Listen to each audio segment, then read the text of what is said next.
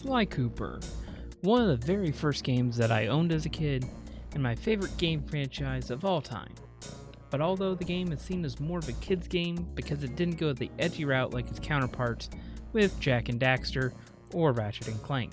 But although it might be more kid-friendly, I feel like it's the perfect place to start a series I'm calling Body Count, where we are going to take a look into video games and see how high and how low of a body count we can rack up. First up, we're taking a look at the pacifist side and seeing if we can beat Sly Cooper and the Thievius Raccoonus without killing anything. Before we begin, we need to establish some ground rules. First, as it is the whole point of the challenge, obviously there's no killing guards. If we do accidentally take out a guard, we will hit the exit level button and have to restart from the beginning of the level.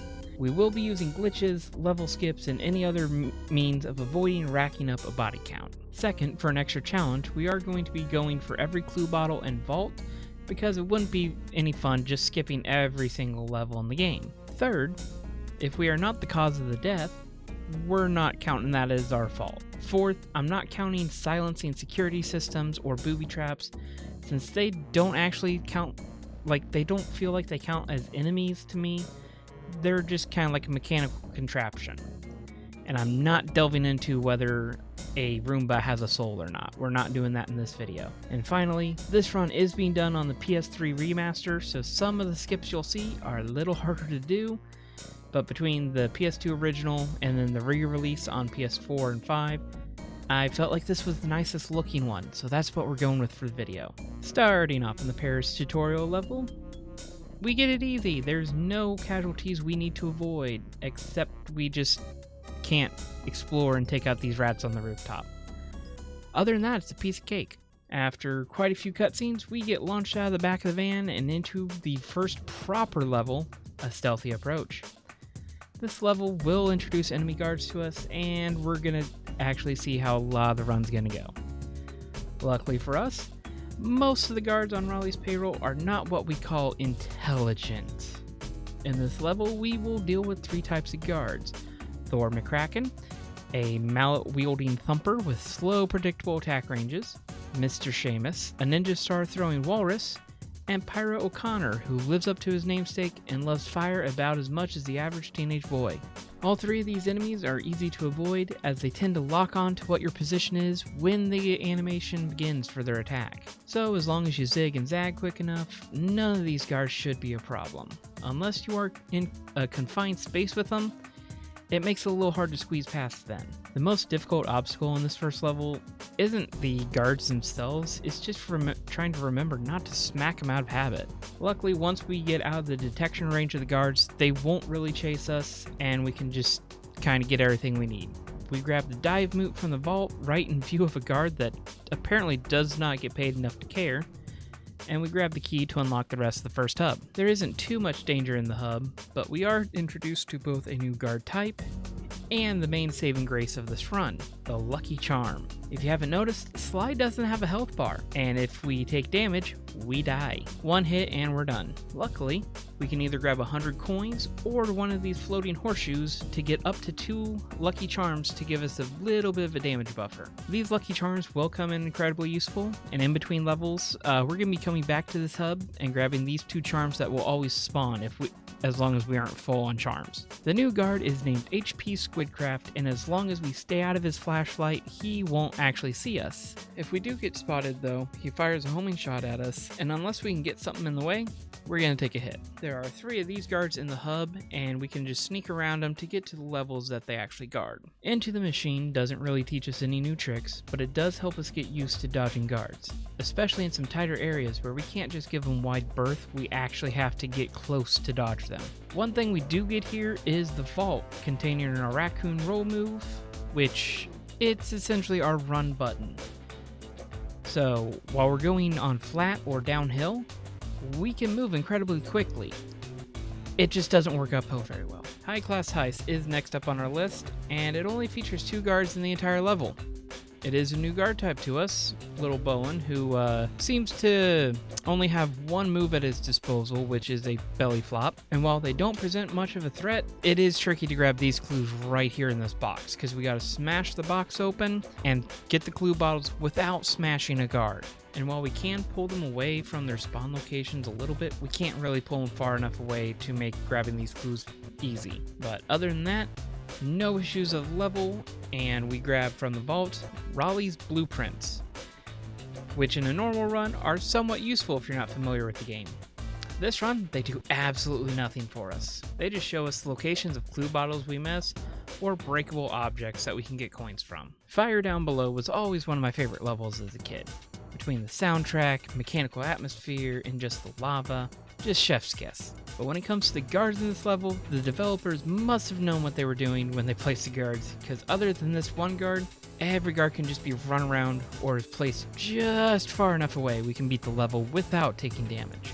And the trickiest clues aren't even due to the guards, but to the level geometry. It took me a while to get up on these pipes. I just want to thank the developers though for having the foresight to put the enemies in the right spot to help challenge runners way down the road. I wonder, how much foresight did the developers have?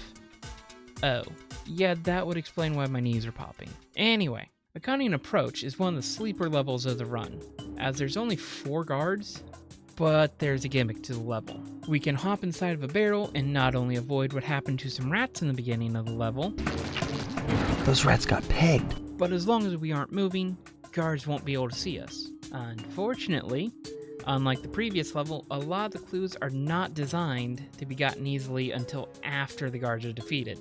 Due to this, I found things out about this game that I didn't know existed. First, the flashlight guards are very determined to chase you.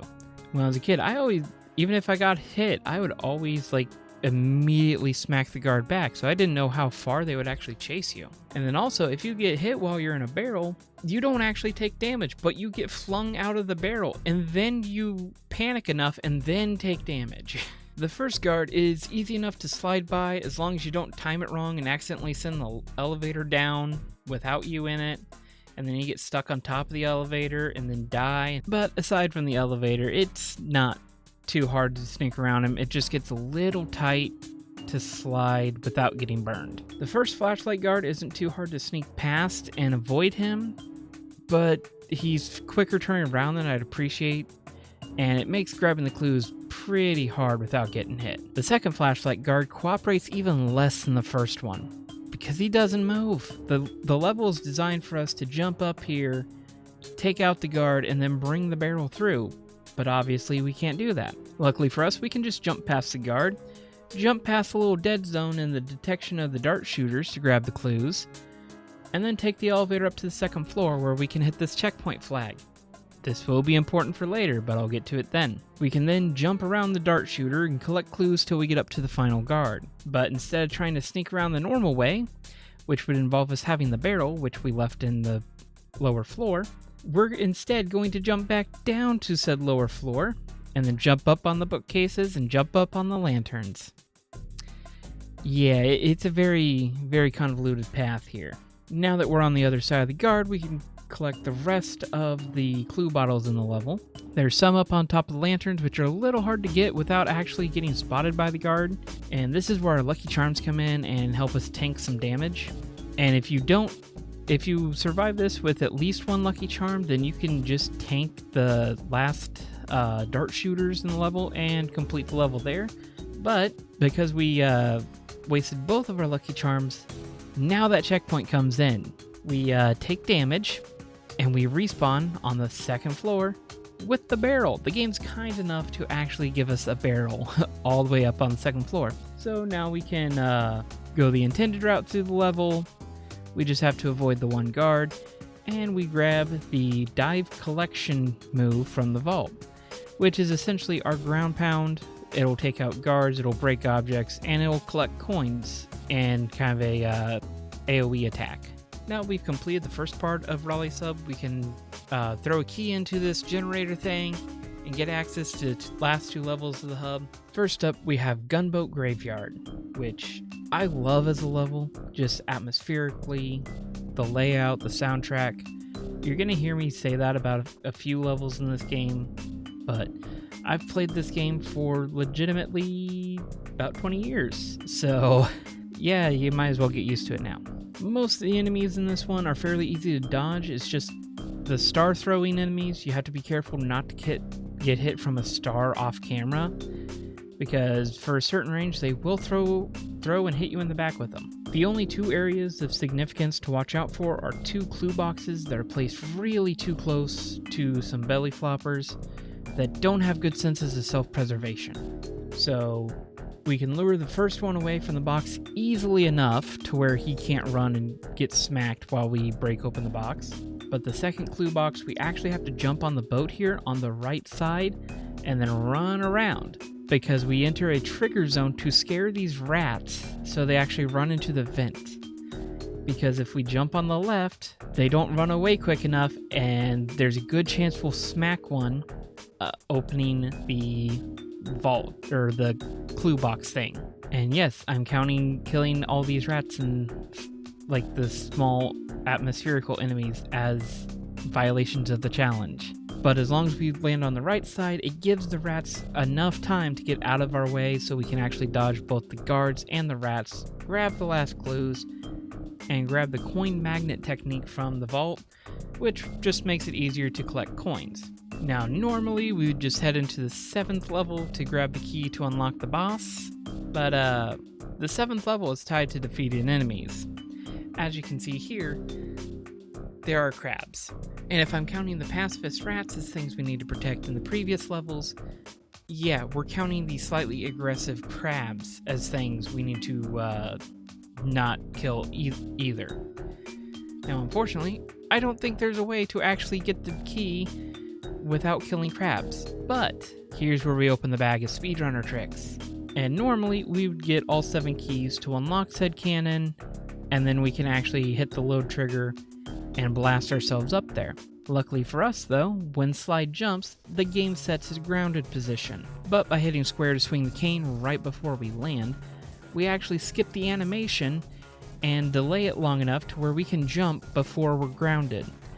So by stringing enough of these together and starting behind the cannon, we can get ourselves wedged between the path and the barrel here, and the game figures out, oh hey, we're not actually where we are supposed to be, and will launch us back to our last grounded position, because the game sees that as safe. But the game also turns off Sly's hitbox, so he can't really collide with anything on the way back. However, we can still hit triggers, and we hit the trigger for the boss fight, launching us up to the cannon without ever having to get the 6th key. Now, Raleigh's fight is pretty standard, and you may think fighting him would go against the rules of the challenge, but again, we aren't allowed to kill enemies. It's just coincidental that every enemy dies in one hit. And also, after we defeat Raleigh, we can see him talking to us, he's being carried off by the cops, and he's shown alive in jail. So I'm going to call that not a death. If you disagree, let me know in the comments below. We do steal another page of the Thievius Raccoonus from Raleigh, and it's the Ninja Spire Jump, which is going to allow us to jump and land on sharp points in a lot of the platforming levels ahead. A Rocky Start is a good name for the first level of Mugshot's level set. The first few guards are no problem, although because we are grabbing all the clues, we don't get to do one of the best name skips in speedrunning, Cletus Yeetus. But all the guards in this level, Cletus, Inkspot Jackson, Polly Shackles, and Gorgeous Lou, are easily avoided, except for Polly. His attack timing is a little hard for me to get down, but I know a lot of people don't have issues with him. But it isn't until we reach the very end of the level that we reach an obstacle. It isn't hard to just jump around this Dalmatian to grab all the clues we need, and we can even grab the key without killing him. But there's an issue. For some reason, even though the game will ignore a lot of things while we're in a cutscene, especially a couple instances later in Mugshot's world, the cutscene trigger is set to not play while the guard's still alive. So before we deal with this jerk, we're going to backtrack through the level to grab the safe, mainly because I was thinking of how to actually go about this. And in the vault, we get a really fun move, but it's completely outlawed in our case, because it's a explosive hat. Its one purpose is to take out guards. so we can't use it. Now we're back at the end of the level. I hadn't thought of any way to actually get past him, so we're going to switch this from a complete pacifist run to a minimum challenge. And we're going to add Inkspot Jackson to the list of required kills to beat this game. Mugshot's hub has considerably more guards than Raleigh's, but outside of 2 guards, there isn't a problem getting to all the levels. The first guard is a little tricky to get past, but proper timing will let you roll past while he's turning. And the only other guard that causes any bit of issue is the second poly on the way to at the dog track. The first one we can jump around fairly easy. The second one, he's positioned in a way to where he blocks off a lot of things. While you can just jump over him with good timing, we're going to take advantage of the fact the developers gave us an easier way to get around. There's collision on the level geometry here, and they forgot to mark part of this as slippery. So we can just jump up the side of the bridge and over the guard and get to at the dog track. At the dog track doesn't have any guards for us to add to the list, but it does still have a key, so we're going to be going for it. And I know a lot of people don't like this level. I don't mind that they tried to add some mini games and all that to the levels to keep the gameplay fresh and all that. They just really needed to polish the driving mechanics. Out of the 3 vehicle levels in the game, the track's not set up for how the car actually works. Like, the car wants to slide around the track a little bit too much, and you can't really make any sharp turns without bringing your car to a complete stop. I haven't played this game for a while, so it took me a few attempts to get the key, but we got it. We didn't have to add any guards to the list, so we're good. When I was a little kid, Boneyard Casino for some reason just scared me to death. The ghost and swamp in the next level set didn't really scare me. But just this first section of guards, for whatever reason, gave me panic attacks as a kid. I don't know if it's that they have whistles that would come and chase me after I killed a guard, but yeah. I'm only saying that because if I knew how dumb the guards were back then, I wouldn't have been scared. Past that obstacle, the next issue is this set of guards. We have to damage boost to grab the clue bottles because there's no other way for us to grab them without getting hit, but we can just pop in, pop out, take 1 hit, and we can get around them for the rest. After that, we do have 1 guard that's a little hard to avoid, but it isn't him that's hard to avoid, it's just grabbing all the clue bottles while trying to dodge his flashlight and dodge lasers on the floor. And then right after him, I'm probably going to frustrate the semantic police, if I didn't already, but this is a sign, not a guard. I'm going to say smacking the nuts off the sign is completely legal in our rule set. Fight me. Immediately after smacking the sign in the nuts, we have to make sure we don't smack this guard in the nuts, because he's got 2 clue bottles real close to him, and it's a habit to just smash the clue bottles with the cane, but we can't do that here. We actually just have to run into him and jump over the cards as he throws them. And the last card of the level isn't really that much of an obstacle. He gives us just enough room to jump on the edge of the platform to get around him, and the vault at the end gives us a speed up move. Now that we have 3 keys, we can open up the rest of the hub. 2 to tango doesn't actually have too many guards to deal with, but once we get past this first one and get up to the second rooftop, we start being chased by Inspector Carmelita. So this level is the same as a normal playthrough for over half of it. During this first chase section, we just have to make sure we grab all the clues, and then when we get inside this building here, we just have to jump over the card thrower, avoid the flashlight guards. We can grab the clues from behind the guard on the right fairly easily without him even spotting us, but the guard on the left, luckily, guard bullets can take out the clue boxes. So we let him take out the clue boxes, and we run into him, grabbing the last clues of the level, and we can interact with the vault. I don't know why we can't initiate a key-throwing cutscene while being attacked by a guard, but we can sure enough open a vault while being attacked by a guard. And while we grab another useless set of blueprints, we find out Sly is incredibly bullet resistant. And as soon as we get out of the vault, we find out the game has no idea where Sly actually should be. And his home is the void now. I didn't feel like waiting for the death plane on this one, I'm going to be honest. I just exited the level and restarted, went through the whole chase sequence again, and got back to right where I was with the safe opened. And since we already got the vault, we can just go straight for the mattress on the right and then find out for some reason the game didn't want us to jump on the spire point. If you listen very closely, you can hear the button actually being pressed and the game saying no. So we fall right back down into the flashlight guard's range and take a bullet. And if that wasn't enough, the game decided to mock me, and as soon as I jumped on the mattress again, the guard decided that his people needed him. I decided this was close enough to being my fault to count as a casualty, so I restarted the level again, got the jump with no problem, and got to the end of the level with no issues. Back Alley Heist has a completely different feel to it than a lot of the levels in the game, because most of the level feels like it's actually a 2D platformer. This does mean that the guards are a little bit harder to jump over because we don't have the full 3D dimensions to work with here. First two guards we can just easily jump over, but the third guard is a little harder because we have to get the clue bottles that are right in his back pocket. But jumping over him and jumping back isn't too difficult, but it does take a few horseshoes and a few tries to get the timing down. The rest of the level is pretty smooth sailing till we get to the last building, where you just have to make sure not to smack a guard when we're grabbing all the clues.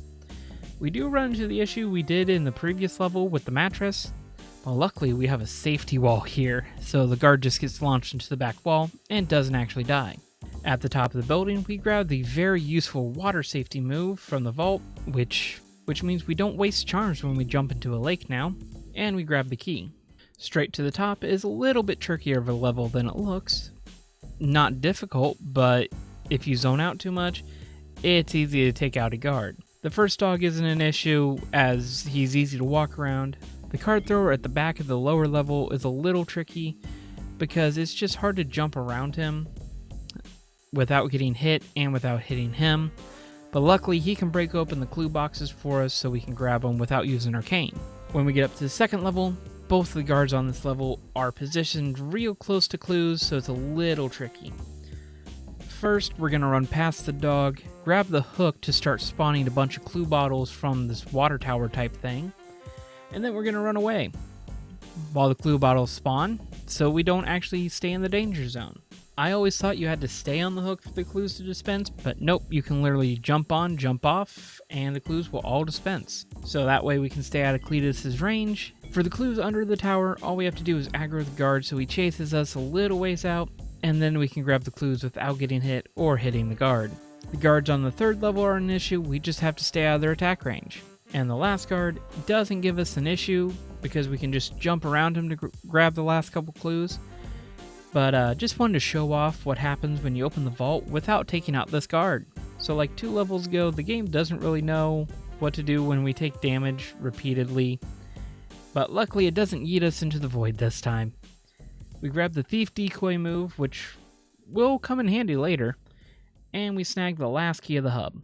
And like the last world, we only have 6 keys, and the 7th key, no. Just no. If it was a level we could control Sly and run him through, then yes, we could probably dodge everything well enough. But Murray just doesn't run very well. I relate to him a lot. But seeing how Murray actually lacks the athletic ability to get the key without us providing covering fire, we're going to skip this one. Going back to the hub, we're going to take advantage of super jumps again. And even though the trigger is located inside this elevator, luckily the developers left us some solid floors to walk on up here. We can hide right behind this curtain here and make a fairly precise jump to get down to this lower level while super jumping the entire way. Get over to this other side without accidentally attacking the guard, and then yeet ourselves into the pit, which will launch us back through the boss trigger and up to the boss fight. The jump's a lot harder than it looks, because right here, if you're too far away from the edge, you're not making it down to the lower level, and if you're too close to the edge, the game decides that you go straight down. But right in between those two, we can actually get far enough out that we can grab the lower level and get the glitch. Like Raleigh, we technically are attacking Mugshot here, but we're doing it all indirectly. We're just flipping mirrors around. This is even less of a semantic than the last one. After 3 rounds of this, Mugshot mysteriously gets burned to a crisp. We grab the rail walk / rail slide move that he was guarding, and we leave him still alive for the authorities to haul away. Vicious Voodoo is probably the hardest level set in the entire game, but it is also one of my favorites to run through. Although the new move is great for a gameplay mechanic, and just feels so good to just slide all around the levels, it does mean most of the time that's our only path forward through the level, so if there's a guard in the way or some other obstacle, we won't have a lot of wiggle room. To start off the Dread Swamp path, we can run underneath Clarence Dupree, the mosquito, and because we're being chased by a guard, we actually skip out on a cutscene here, which I didn't know was a thing until this run, and we get to slide down some vines to where we encounter probably simultaneously the easiest but most annoying enemy to dodge, Nasty Charlotte. These spiders drop down from the ceiling and are easy-ish to dodge, but annoying because they like to come down in groups, so they can be a little annoying to deal with. But for most of the level, we get to just follow the branches and vines around the level without much of an issue. The first enemy that is a little difficult to get past is Marcel Woodfist, or as I like to call him, Swamp Thing. These enemies used to scare the out of me when I was a kid, and the only way I knew how to get past them was to wildly swing the cane around. Obviously, that isn't an option for us this time. Luckily, he will chase us all the way to the other end, we can tank a damage, and then just run past him because he's slow. Right after that obstacle, we get to the top of the stump, and we have to dodge 2 of these guys. Luckily up here on the top, it is a little easier because we have room to run around, and we can just grab all the clues without too much of an issue. Jumping down, we have just enough room to sneak past this voodoo rat here, Mojo Dupree, and weave in and out of the guards around the tents to take out the candles. However, once we hit the last candle, we can grab the key for the level, but also it takes out the guards. Now I'm gonna probably cause some arguments here with some more semantic dodging, but using the logic from when we fought Mugshot, we didn't attack the guards. We just happened to break a curse. We smacked a candle and the guards disappeared. Normally, I would say we would try to skip the key just to dodge the semantics, but even if we're able to clip through the end of the level here, we need the key. And I even tested this after the run. I went and used some cheat codes to get to the hub without beating this first level, and even if we were able to clip out of the level and go back in, the key isn't unlocked for us. We would still have to break the curse anyway. So because we aren't directly killing these guards, but it doesn't feel like leaving them unmentioned, we're going to create a second list. We're going to call this the oops list. So any guards here that died that we couldn't prevent from dying, they go on here. Also, think back, the rats in Achaean Approach, we're going to go ahead and throw these on here too. I think there's 4 of them. They go on here because we couldn't prevent them. We got cutscened. But after hiding out from the semantic police for just long enough, we're going to crack open the vault and get a downgrade. Normally, this would be a great upgrade move with an electric roll ability, but we're trying not to kill the guards. So now the roll move that we've been using to sneak by enemies, we can't really use that anymore. So when we roll into enemies, instead of like bouncing off of them or just sliding past, we're gonna take them out. So now one of our best moves we no longer get, but that is part of the challenge of grabbing all the vaults. Moving on to the hub, most of it is set up in a way for us to completely avoid all the guards, like it's meant for us to sneak around everything. The one guard guarding Piranha Lake, don't go too far down on the bones here. He will see you and he will hurt you. The Lair of the Beast is a level that I love the first half of it, and I hate the second half. I love the first half because the platforming is really nice. The level weaves in and out of itself. The guards aren't that hard to dodge, just takes some tighter jumps to dodge a lot of the spiders. But I kind of hate the second half because of the camera. It's way too close in, and the beast that's chasing you rubber bands a little too much. Like, it's not hard, but if you're trying to get all the collectibles, it does get a bit annoying. It does take a couple tries here, but we do grab all the clues, crack open the vault, and grab the very, very useful computer hacking move. Which, if you've been wondering where I've been getting the names for all the enemies, I actually haven't been making them up, believe it or not. Yeah, this move, just fun thing about this move, one of the game developers just, started nicknaming all the guards when it was in development, and they decided to add this as an ability, and they just used those names. So that's interesting. I wish more games did this, but also if games today did this, I feel like there'd be a lot of outcry about adding useless features and all that. Can't make anyone happy in game dev anymore. Piranha Lake. This level, and I'm not joking here, took up almost half of the time of the entire run. So the entire point of this level is to light up 25 torches. The only problem is we need fuel for the swamp skiff, and the fuel source is running over piranhas. And if I'm going to semantic killing rats that are like environmental pieces as violating the challenge, yeah, this would be a major violation of the challenge too. Luckily for us, if we smack our face into this gate just right, we can bounce up onto an invisible wall. If we were on the PS2 version, we can just kind of shove Sly into the corner of the gate and jiggle him in just right of a way that he clips through. We're playing on the PS3 though. The clip's a lot harder. We have to get up on top of the invisible wall, get ourselves lined up perfectly, and then we have to slide down the slope of the invisible wall just right, and when we hit a certain spot, we have to start holding forward just correctly, and then move right, and hope to get stuck on a specific part of this rock. And then if we're lucky enough, the swamp skiff will just kind of crawl over the geometry just right, and launch ourselves into the area with the key here. Oh, and all of this is on a 2-minute timer. It took me about 5.5 hours to hit the trick. The rest of the run total is 6 hours, so yeah. Yeah, I uploaded the raw footage for the challenge in 3 parts onto the VOD channel. Reason is, part 1 is everything before Piranha Lake. Part 2 is Piranha Lake. Part 3 is everything after. Anyways, after spending like 5+ hours not killing fish, we can move on with the rest of the run.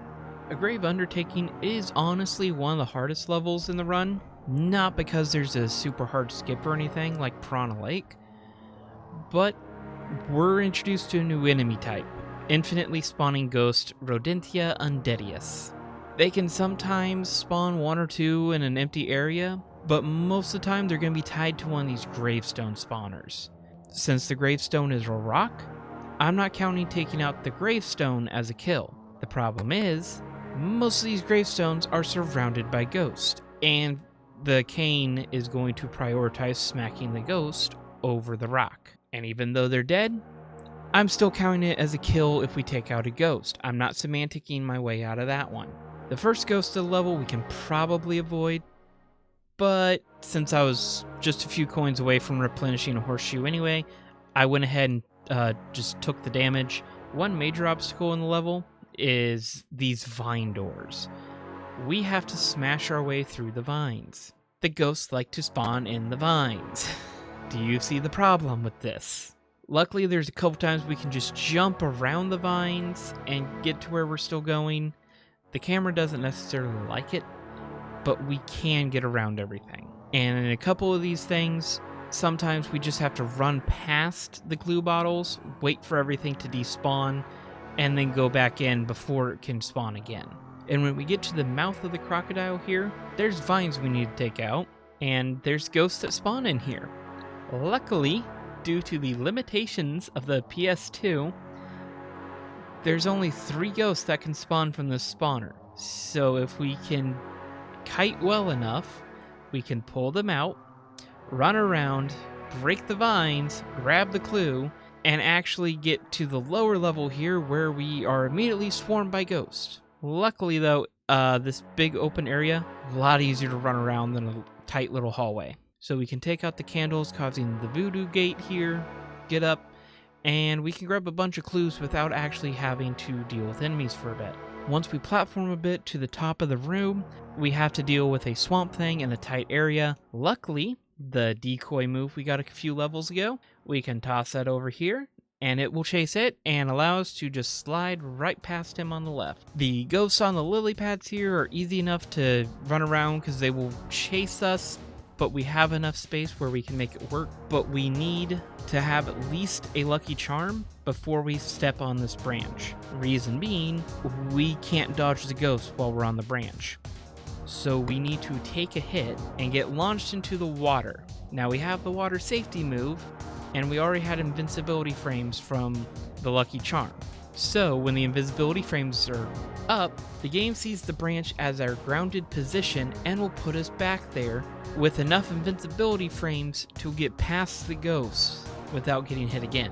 And luckily for us, there isn't a checkpoint here, but there is a lucky charm that will spawn if we don't already have a charm, so we can make sure we tank both sets of branches. We just kind of have to do it in one run, because I don't want to farm like 10 coins per death and die 10 times to get another lucky charm for another attempt.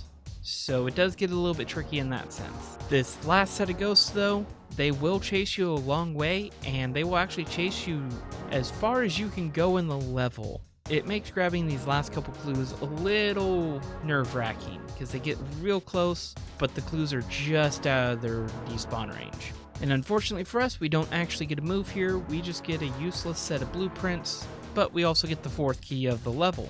Descent into Danger is a level where a lot of clues are very, very close to a bunch of flashlight guards, so damage strats are going to be used here. We're going to climb underneath the first 2 guards, and then we're going to jump across some platforms, dodging flaming skulls from Pierre Flamenose. A fairly accurate name. But as long as we get close to Pierre here, he won't actually throw anything at us, so as long as we can get close, it stops him attacking, so we don't actually have to take him out. The spider at the top of the statue does give us a little trouble, only because the level geometry is a bit weird here in the hand, and you can get Sly stuck, and when Sly gets stuck, the guard normally gets a free hit at him. So as long as you don't get stuck there, you're good. Now if the goal was just get past the guards and to the end of the level, it wouldn't be that big of an issue here.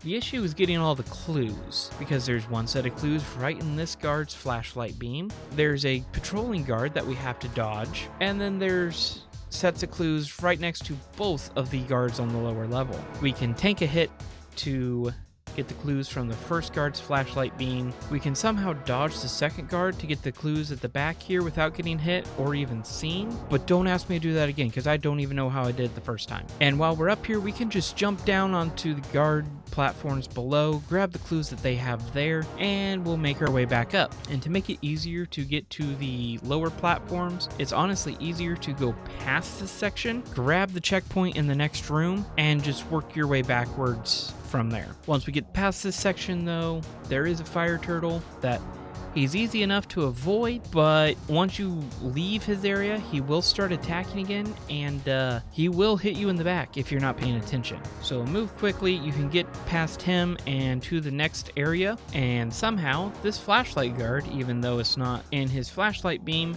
will see this decoy, and we can run past him and break the candle, causing a vine to spawn, and we fell down into the water below. Due to our water safety ability, it shot us back up to our grounded position.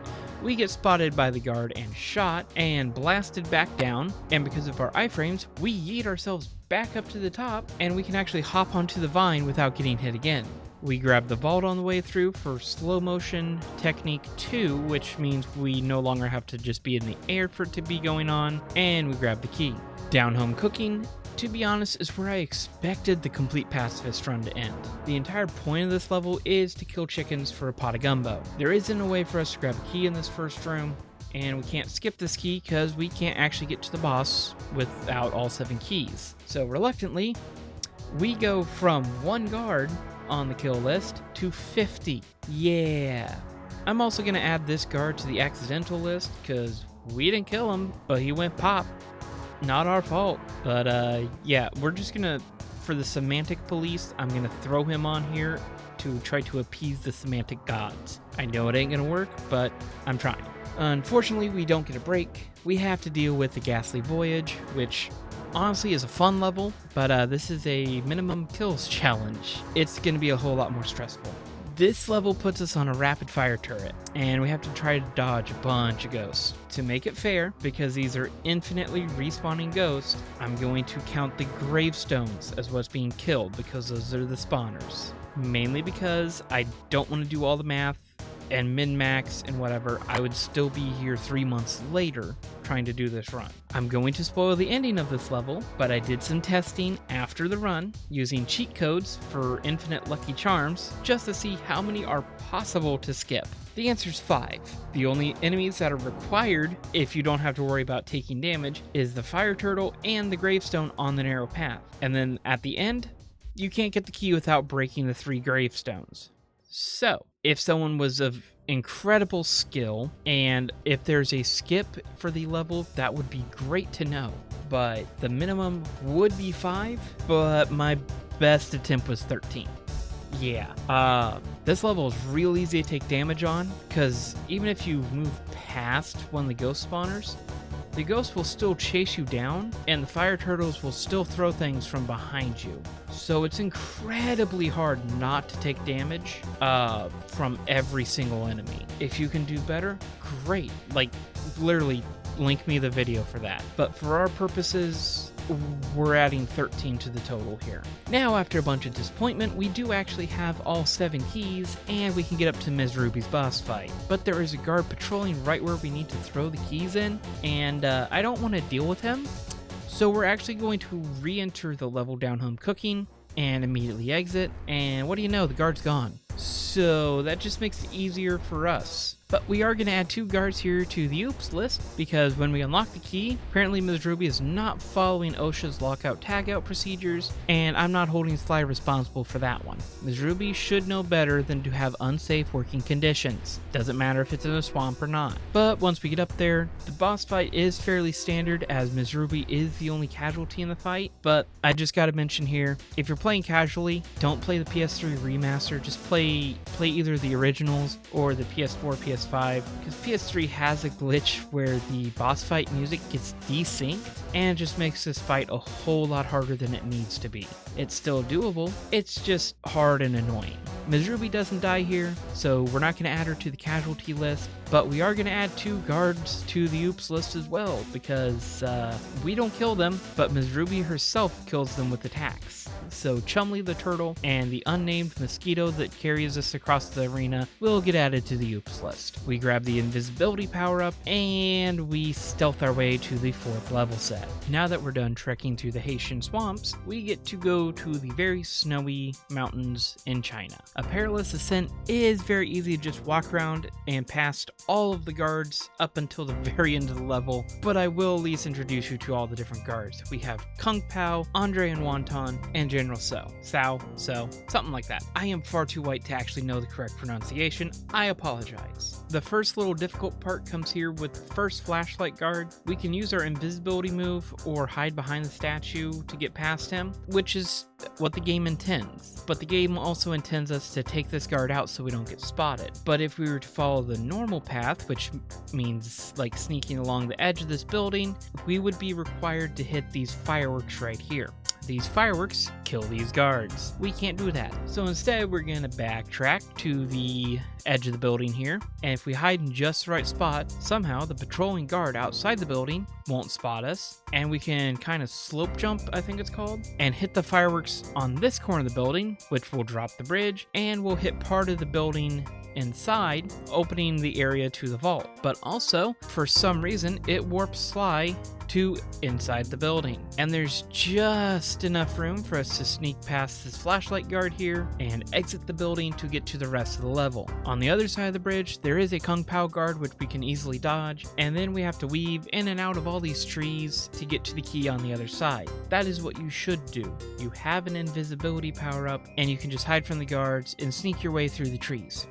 I did not do that, and turns out this wall is very slippery.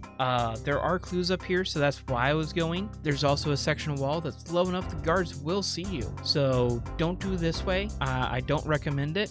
It is possible, just annoying. But you can get to the key, grab all the clues in this area without getting spotted by the guards, make your way back, and find out you're 2 clues short. Turns out they're hiding behind a tree at the beginning of the level. So I have to do the entire thing all over again, and yeah. but the move we get from the vault is actually worth it.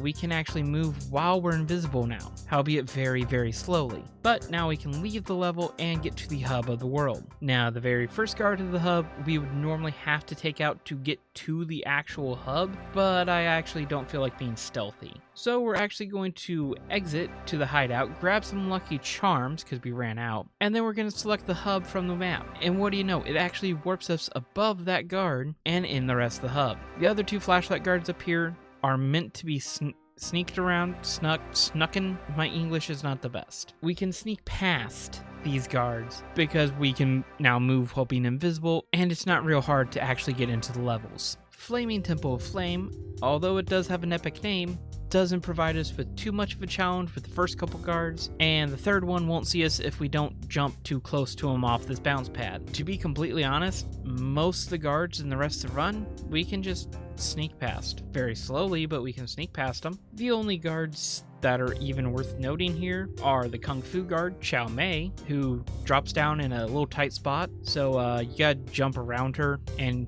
you don't really have enough room to sneak by while invisible. And then the two flashlight guards patrolling the outside of the temple here. Luckily, this first one, we can jump stall on this rope until he turns the other way, and we can jump past him. And the second one here, everything we need is just outside of his flashlight beam, so we can sneak around, grab the clues behind him, and even activate and ride the platform that he's looking at up to the second level. The last couple guards aren't really even worth mentioning, and in the vault we grab the technique to briefly defy gravity. This move would have come in handy a few times with all the super jumps and whatnot, but hey, we have it now. The Unseen Foe is a level built around being stealthy and using our invisibility move. Big surprise, it just allows us to walk past almost all the guards. This flashlight guard, however, you're supposed to sneak right up to him and then take him out because we can't actually walk fast enough to get off this conveyor belt. So we actually do have to take a hit and then jump past him. Yeah, surprisingly, if you jump down the rope, it like deloads the guard. So when you jump back up, he's still searching for you. But luckily we can just kind of wait him out enough to where we can get back up here, grab the clues on either side of him, and slide down the rope again. At the bottom of the rope, there are a few guards in this little courtyard area that do get a bit annoying, mainly because there's some clue boxes we need to smash. Luckily, there's also some trees we can jump in that will kind of de-aggro them and pull them away from the clues they're guarding, so it's not too much of an issue here. Climbing the tower, we can use a decoy on the flashlight guard to get him celebrating so he doesn't actually attack us when we drop down on him to collect some clues out of his back pocket. And I don't know if I'm gonna need to blur some stuff here, but due to messing with the guard AI with the decoy, and then just the game didn't think you wouldn't attack the guards down here, and the guard got stuck trying to get back to its spawn, there are some very interesting sounds being made, and like I said, I don't know if I need to blur things out or not. Other than that, we just have to climb the towers again and pray that the game doesn't snap us to the wrong thing when we're trying to climb the tower, which it does. And then we get bumped off the bridge by a guard hitbox, and for whatever reason, I panicked and I accidentally smacked a guard. So we're going to restart the entire level. Luckily, we can just speed run through the entire thing again, and we get right back to where we were. We grab the pipe that we needed to, we grab the useless set of blueprints from the safe, and we grab the third key of the level set. A desperate race is another racing level, so there's not even any guards for us to kill. The only thing worth mentioning is, why is this one easier than the one in Mugshot's world? Why is the ice level easier than the not ice level? Duel by the Dragon. I honestly don't have too much to say about this level. There's only 3 guards in the entire level. This is another one where Carmelita chases us, so the game didn't want to throw a ton of guards at us as well. There's one at the very beginning that we can just jump past very easily. He's just kind of there. There's one in the middle we can jump past and doesn't really provide a challenge at all. And then there's one we actually have to go out of our way to kill, so we just don't jump on his platform and we're fine. The vault here, though, is different. This is the last vault in the game. And if you collect all the clues before beating the final boss, we get a message saying that we have to defeat the final boss to actually decipher this vault code. And it doesn't matter what level it is, it's just whatever the last level is that you collect all the clues for, you have to beat Clockwork before opening this one. For some reason, the game glitched out and didn't hit a trigger for this or something, and I didn't realize that until after I beat the final boss and no longer had a save to get me back to this point. Now, if I was like a full-time YouTuber or whatever, I actually probably would have restarted the challenge, but I work a full-time job. And I've already spent a week worth of attempts on Piranha Lake Skip. We're just gonna shove some footage in here to show what we would have won. We would have gotten a stun move that freezes all the enemies in the level. Would have been very useful for a couple areas, but it also would have been really overpowered, so I'm fine with not having it. But yeah, technically, we didn't open this safe, but the game also wouldn't let us. We're just gonna hide this and pretend we opened it, because I can't figure out why this level glitched. And believe it or not, that was the last level of this level set. Yes, we have 5 keys, but King of the Hill is another turret-based level, which, no. And Rapid Fire Assault, which if you can't figure out by the name, wants us to control another high-powered machine gun, so no.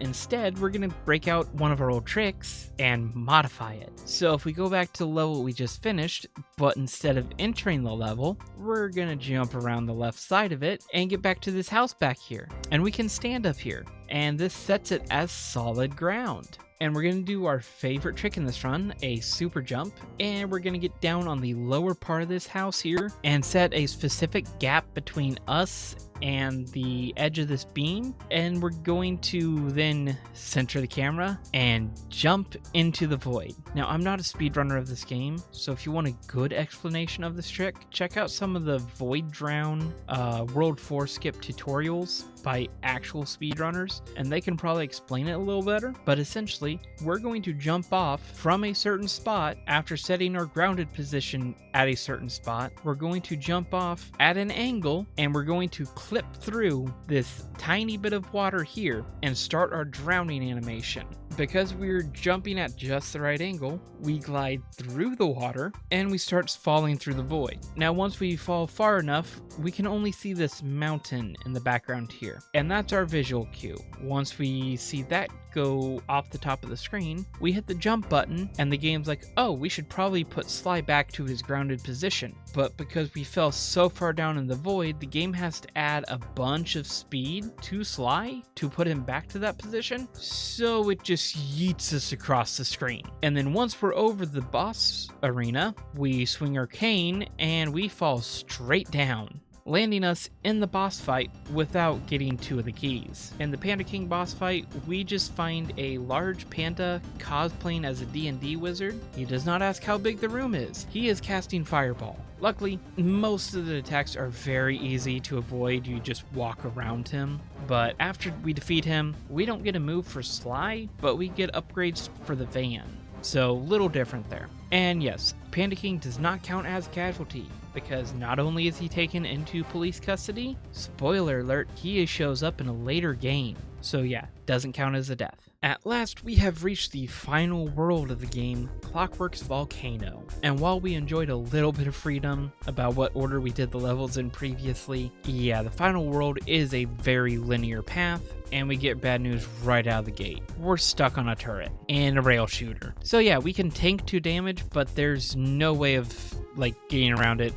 We're gonna be cutting down some enemies here. There's a lot of robo-owls too. I could be semantic about this and be like, oh, they're robots. They're just like security systems and booby traps that we are allowed to eliminate. No, I'm defining these enemies because they look enemy-like. They're actively attacking us. They're not like a passive booby trap. Yeah, so if we use both charms to tank hits here, there's 41 owls that spawn, minus 2 hits we can take, 39 total. Yeah, that's a lot to add to the list there. And we're only getting started.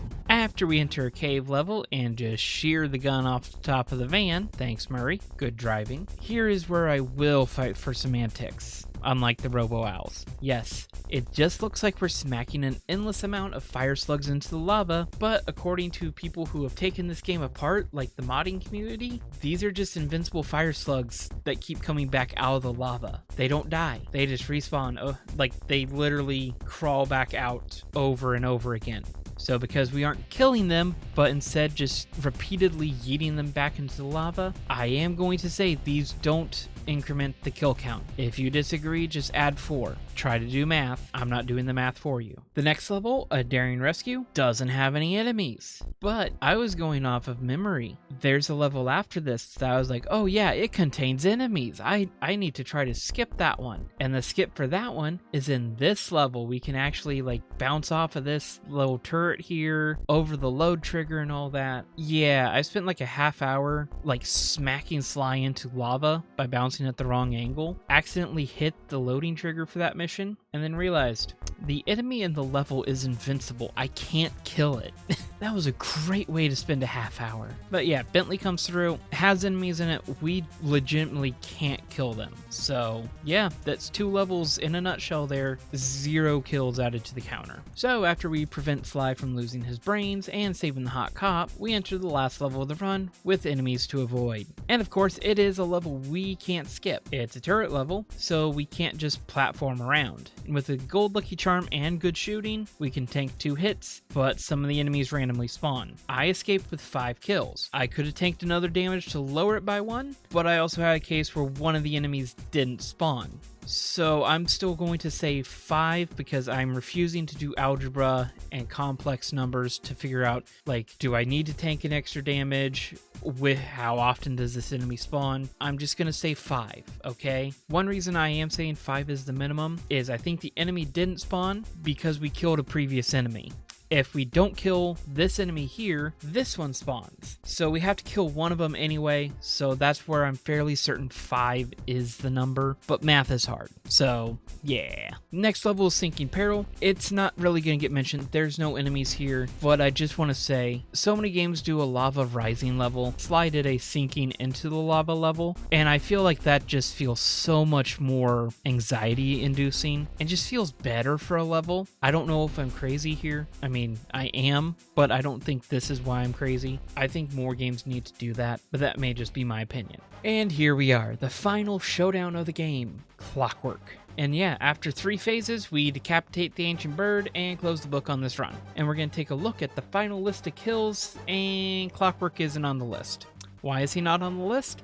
Semantics. Yeah, spoiler alert, Sly 2, he's the final boss. Half of the final boss. To be more accurate there. So yeah, he's in Sly 2, and if you look at the credits of this game, he's still alive. He's in pieces, but he is still alive. So yeah, he's not killed. So our final list is 1 card thrower at the end of a rocky start, 50 chickens in down home cooking, 2 fire turtles and 11 gravestones in a ghastly voyage, 39 robo owls in a hazardous path, and a combination of 5 fire slugs / robo owls in a temporary truce. We also have 11 guard deaths that are not our fault, but we did mention in the run, if I did my math right, and I sometimes do my math right, bringing our total to 119 with only 108 deaths we are responsible for. Didn't mention it at the time, but it is possible to get the total lower. Besides the dodgy math, in a rocky start,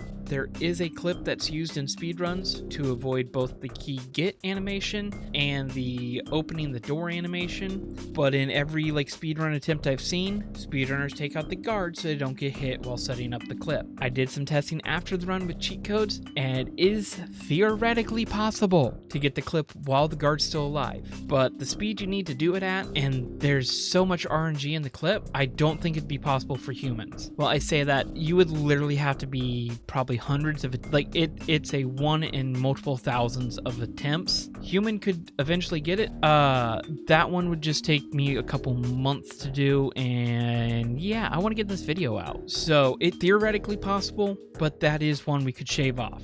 The rest of the kills are in levels that we are either required to get the key from, or we don't have a way to skip to a further level. There is a way to potentially skip the enemies in a temporary truce, as there is a way to play the level as Sly. Like, you can actually interrupt the cutscene and play as Sly. And when you do that, none of the enemies spawn. But it doesn't spawn the end of level trigger. So it's possible to get the total down to 102, but unless we find some more glitches or actually get the one clip, we're gonna be stuck at 108. Now for the fun part. We're gonna reverse the pacifist run in the next video. If you've actually stuck around to the end of the video, thank you. This is a whole lot different than the content I've made in the past, but unlike a lot of the Let's Plays, I actually feel kind of proud of this one. So if you've actually liked the content, leave a like, leave a comment. Feel free to yell at me in the comments for doing bad math.